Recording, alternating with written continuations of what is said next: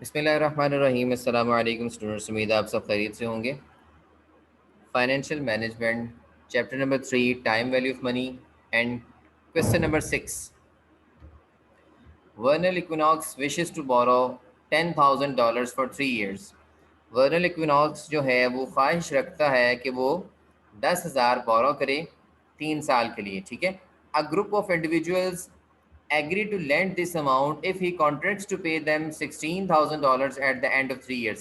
कहते जी एक ग्रुप है जो उसको 10,000 देने पे एग्री है, लेकिन वो ग्रुप ये चाहता है कि आज अगर वो उसे 10,000 दे रहा है ना इक्विनॉक्स को, ठीक है, तो इक्विनॉक्स उसे 3 साल बाद 16,000 रुपये दे।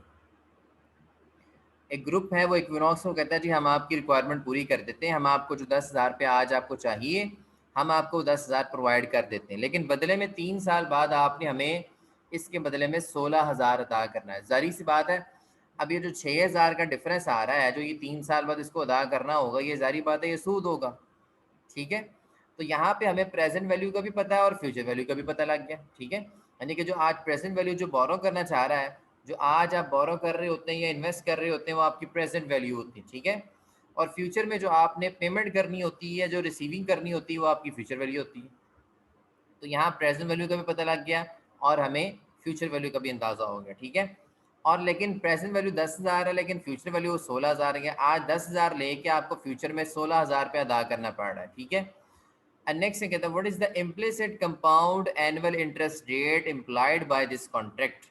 कहता है ये किस इंटरेस्ट रेट के ऊपर ये माहिदा हो रहा है, मतलब ये कौन सा इंटरेस्ट रेट है जिसके ऊपर 10,000 के बदले में 16,000 अदा करना पड़ रहा है। जाहिर सी बात है ये जो 6,000 का डिफरेंस है, ये कोई ना कोई इंटरेस्ट परसेंटेज तो होगी ना जिसके मुताबिक ये 10,000 से 16,000 बना 3 सालों में। अब वो किस इंटरेस्ट रेट के ऊपर कंपाउंडिंग हो के ये 10,000 के बदले में 16,000 बना है, वो हमने अब फाइंड आउट कर, वो इंटरेस्ट रेट हमने फाइंड आउट करना है। ठीक है जी। तो प्रेजेंट वैल्यू आपको दी हुई है, ये सिंपल आपका फॉर्मूला प्रेजेंट वैल्यू का, फ्यूचर वैल्यू का। ठीक है। इसमें आपका जो है वो एनओटी वाला कोई चक्कर नहीं है। ठीक है। ये सिंपल आपका फॉर्मूला यहाँ अप्लाई होगा प्रेजेंट वैल्यू वाला। ठीक है। क्योंकि 3 years है, एन भी दिया हुआ है, प्रेजेंट वैल्यू भी दी है और फ्यूचर वैल्यू भी आपको दे दी है। ठीक है। तो सिंपल फॉर्मूला हम यहाँ पे अप्लाई करेंगे और इस क्वेश्चन को करेंगे। ठीक है। तो सबसे पहले हम डाटा लिख लेते हैं, हमारे पास अवेलेबल क्या क्या चीज़ें हैं। ठीक है। हमारे पास जो इसमें फॉर्मूला लगना है वो सिंपल प्रेजेंट वैल्यू वाला फॉर्मूला लगना है। आप इसको फॉर्मूला से भी कर सकते हैं दूसरे। ठीक है। और टेबल के थ्रू भी हम इसको कर सकते हैं। ठीक है। यहाँ पे अब आप देख सकते हैं कि प्रेजेंट वैल्यू हमें जो दी गई है, प्रेजेंट वैल्यू हमें 10,000 दी गई जो उसने बोरो करनी है, और फ्यूचर वैल्यू जो हमें दी गई है वो 16,000 दी गई है। एन भी उसने दे दिया है, n is equal to 3 years, और आई हमने यहाँ पे फाइंड आउट करना है। आई हमने फाइंड आउट करना है। ये हमारा क्वेश्चन है कि एक बंदा जो 10,000 बोरो करना चाहता है, एक पार्टी उसे कहती है भाई हम 10,000 आपको देते हैं, लेकिन 3 साल के बाद आपने जो है वो हमें 16,000 अदा करना है। बंदा चूंकि 3 साल के लिए बोरो करना चाहता है ना, तो पार्टी उसे कहती है हम आपको 10,000 देते हैं, लेकिन 3 साल के बाद आप हमें इसके बदले में $16,000 जो है वो आप अदा करेंगे। ठीक है। अब ये जो पार्टी ने 6,000 एक्स्ट्रा मांगा है, ठीक है, सारी बात है ये सूद है, इंटरेस्ट है। ये किस परसेंटेज पे उसने मांगा है, या हमने वो परसेंटेज निकाल के यहाँ पे देनी। ठीक है। तो जो चीज़ें हमारे पास गिवन हम यहाँ पुट कर लेते हैं। सिंपल हमारा प्रेजेंट वैल्यू वाला फॉर्मूला, इसमें एनओटी वाला कोई मतलब इसमें नहीं है, क्योंकि यहाँ पे कोई हमारी किस्त की बात नहीं हो रही, इंस्टॉलमेंट्स की बात नहीं हो रही, बिगनिंग एंडिंग की बात नहीं हो रही। जस्ट एक हमें आज की वैल्यू बता दी और एक 3 साल बाद की वैल्यू बता दी है, प्रेजेंट फ्यूचर वैल्यूज बता दी। ठीक है। एनओटी वाला केस ये नहीं है। तो 10,000 इक्वल टू हमारे पास फ्यूचर वैल्यू कितनी है 16,000, और हमारे पास बाकी फैक्टर उस तरह से प्रेजेंट वैल्यू इंटरेस्ट फैक्टर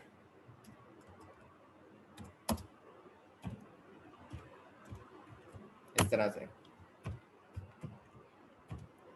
10,000 को अगर हम 16,000 पे डिवाइड कर देते हैं, ठीक है, तो हमारे पास ये फैक्टर आ जाता है। इस फैक्टर का आंसर आ गया अब हमारे पास, अगर हम इसको निकाल लेते हैं।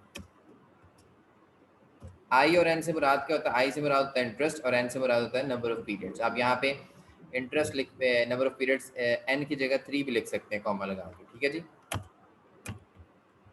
अच्छा, अगर हम 10,000 को 16,000 पे डिवाइड करते हैं तो हमारे पास क्या आंसर आता है जी। हमारे पास 0.625 आंसर आ जाता है। अगर हम इसको कैलकुलेट करते हैं तो 0.625 आंसर आ जाता है। अब ये हमारे पास बेसिकली जो आंसर आया है ये हमारे पास इंटरेस्ट फैक्टर का आंसर है जो हमने निकाला है। लास्ट क्वेश्चन में आप याद कर सकते हैं कि हम इंटरेस्ट फैक्टर निकाला करते थे टेबल से, ठीक है। अब हमें ऑलरेडी पता है इंटरेस्ट फैक्टर क्या है, लेकिन हमें जो चीज़ नहीं पता वो क्या नहीं पता, हमें इंटरेस्ट नहीं पता। ये इस टाइम प्रॉब्लम है, ठीक है। पहले केसेस में हमें इंटरेस्ट फैक्टर नहीं पता होता था, हम इंटरेस्ट फैक्टर मालूम करते, जैसे कि हमने लास्ट केसेस में देखा है कि हम इंटरेस्ट फैक्टर को मालूम किया करते थे। जैसे कि क्वेश्चन नंबर 3 आपने देखा, 2 में आपने किया चीज़ों को, इंटरेस्ट फैक्टर मालूम करते थे हम, या किस मालूम करते थे। इस केस में हमने जो है वो इंटरेस्ट फैक्टर ऑलरेडी हमें पता क्वेश्चन में, लेकिन हमें जो चीज़ नहीं पता, हमें इस पूरे का आंसर पता है, प्रेजेंट वैल्यू इंटरेस्ट फैक्टर पूरे का आंसर पता है, ठीक है, लेकिन हमें एन भी पता है लेकिन इंटरेस्ट नहीं पता। तो अब हम क्या करेंगे, इंटरेस्ट फैक्टर की मदद से और एन की मदद से हम आई को निकालने की कोशिश करेंगे, ठीक है। चलें इसको देखते हैं कि हम किस तरह से इंटरेस्ट फैक्टर के पूरे आंसर और एन की मदद से किस तरह से हम इंटरेस्ट को फाइंड आउट कर सकते हैं। इसको भी मैं आपको टेबल से किस तरह से फाइंड आउट किया जा सकता है मैं आपको बताता हूँ अभी। स्टूडेंट, सबसे पहले आपकी बुक के पीछे जो आपके पास टेबल अवेलेबल है आपने वहाँ पे जाना है। प्रेजेंट वैल्यू इंटरेस्ट फैक्टर के टेबल में जाएंगे, क्योंकि एनओटी वाला केस नहीं सिंपल केस है, इसलिए हम प्रेजेंट वैल्यू इंटरेस्ट फैक्टर के टेबल में जा रहे हैं। क्लियर है जी। तो यहाँ पे हम देखेंगे कि हमारे पास जो इंटरेस्ट फैक्टर का आंसर था सारे का सारा वो 0.625 था, ठीक है, एज यू नो 0.625 था, और हमें एन पता है, एन 3 है, और हमें इंटरेस्ट फैक्टर का आंसर ये सारे के सारे जो है ना, ये इंटरेस्ट फैक्टर के आंसर दिए हुए, सारे के सारे ये इंटरेस्ट फैक्टर के आंसर हैं, ठीक है। ऊपर इंटरेस्ट दिया हुआ है, इधर नंबर ऑफ पीरियड्स दिए हैं, और ये सारे दरमियान में वैल्यूज इंटरेस्ट फैक्टर के आंसर्स हैं। इस केस में क्या हुआ है, हमें इंटरेस्ट फैक्टर का आंसर पता है, एन भी पता है, लेकिन इंटरेस्ट नहीं पता। तो ऐसी बात नहीं है, हम इंटरेस्ट ना भी पता हो तो भी निकाला जा सकता है एन और इंटरेस्ट फैक्टर के आंसर की मदद से, ठीक है। दो चीज़ें अवेलेबल हैं तो आप तीसरी निकाल सकते हैं, ठीक है।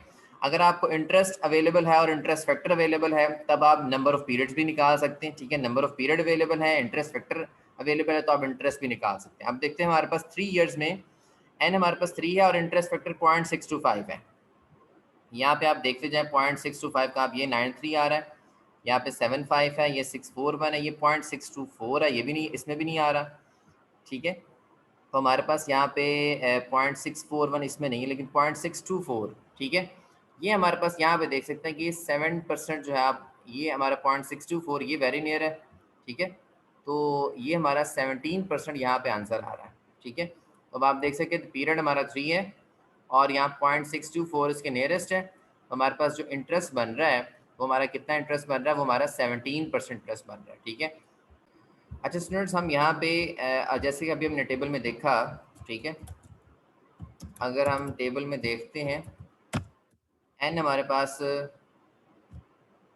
अगर कितना है, जो 3 है, 3 पीरियड्स हैं, और हमारे पास जो प्रेजेंट वैल्यू इंटरेस्ट फैक्टर अगर हमारे पास जो है वो 625 है, तो देन इंटरेस्ट जो हमारे पास कितना बनता है, आई जो बन जाता है हमारे पास, आई हमारे पास बनता है जी 17%। अगर हम टेबल में देखते हैं दैट इज 17%। तो ये हमारे पास बेसिकली इसका आंसर है। इस तरह से हम जो है वो इंटरेस्ट फैक्टर और एन की मदद से भी हम जो है वो निकाल सकते हैं इंटरेस्ट की परसेंटेज को, ठीक है। तो ये हमारा क्वेश्चन नंबर 6 था। अगर इसमें कोई प्रॉब्लम है, बेसिकली केस क्या था कि आज एक बंदे को 10,000 का लोन चाहिए और एक 3 साल के लिए, ठीक है। एक पार्टी उसे देने पे एग्री हो गई है, वो पार्टी ये कह रही है कि आप हमारे साथ कॉन्ट्रैक्ट करें, हम आपको 10,000 दे देते हैं, लेकिन 3 साल बाद आप हमें 10 के बदले 16,000 देंगे, ठीक है। अब वो पार्टी किस इंटरेस्ट रेट के ऊपर 16,000 मांग रही, वो इंटरेस्ट रेट हमने फाइंड आउट करना था, ठीक है। हमारे पास प्रेजेंट वैल्यू भी अवेलेबल थी, फ्यूचर वैल्यू भी अवेलेबल थी, और एन भी अवेलेबल था, ठीक है। आई हमने फाइंड आउट करना है, तो सिंपल हमारा ये एनओटी वाला केस ही नहीं था, सिंपल प्रेजेंट वैल्यू का फॉर्मूला अप्लाई करेंगे यहाँ पे, जो सिंपल प्रेजेंट वैल्यू का फॉर्मूला होता है, ठीक है। तो उसमें जो है हमारे पास जब आंसर है तो प्रेजेंट इंटरेस्ट फैक्टर का आंसर, होल का आंसर हमारे पास आ गया, ठीक है। तो इंटरेस्ट फैक्टर होल का आंसर जो हमारे पास आ गया और एन हमारे पास अवेलेबल, इन दोनों की मदद से हम टेबल में से परसेंटेज को फाइंड आउट कर सकते हैं और यही इस क्वेश्चन का आंसर था। Thank you so much.